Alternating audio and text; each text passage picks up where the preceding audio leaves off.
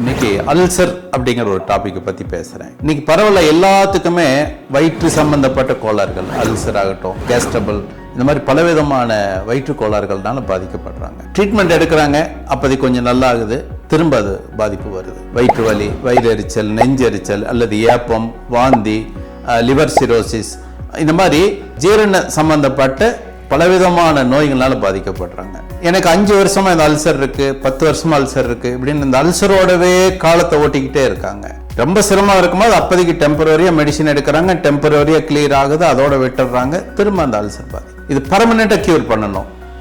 என்கிட்ட வந்து கேட்குறாங்க, சார் 5 வருஷமா அவதிப்படுறேன் சார், எங்க போனாலும் நல்லா இல்ல, இது நிவர்த்தி ஆகாதான்னு கேட்குறாங்க. கண்டிப்பா நிவர்த்தி ஆகும். முதல்ல இந்த அல்சர் வருவதற்குண்டான காரணங்கள் என்னன்னு தெரிஞ்சதான் அதை நிவர்த்திக்கு உண்டான வழி நம்மளுக்கு கிடைக்கும். பொதுவாக நம்ம சாப்பிட்றோம், ஒரு உணவை எடுத்துக்கிறோம், ஒத்துக்கலை அப்படின்னா, ஜீரணமாகலைன்னா வாந்தி, வயிற்று வலி, இது மாதிரி சாதாரணமாக ஒரு கோளாறுகள் வருது, அது சாதாரணமாக நிவர்த்தி பண்ணிடலாம். இதை திரும்ப நடைமுறைப்படுத்தாம நேரத்துக்கு உணவுகள் எடுக்காம இந்த அஜீரண கோளாறுகள், அதாவது சரியா ஜீரணம் ஆகலைன்னா ஃபர்ஸ்ட் அஜீரண கோளாறு ஏற்படுது, அதை நிவர்த்தி பண்ணல அப்படின்னா அடுத்தது அசிடிட்டி வருது, அசிடிட்டி அதிகமாக அல்சர் ஏற்படுது.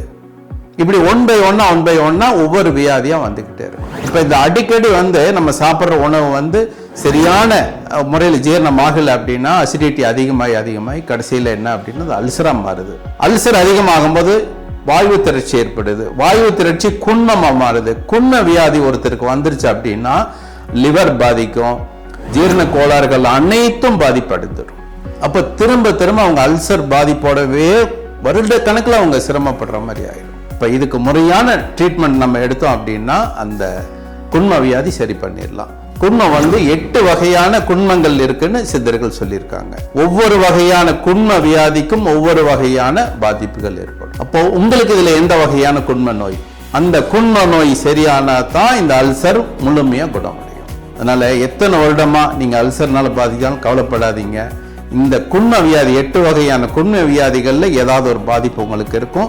உங்களுக்கு இருக்கிறது எந்த வகையான குன்மம், அதை கணிச்சு அதுக்குண்டான ட்ரீட்மெண்ட் நாங்கள் கொடுக்குறோம்.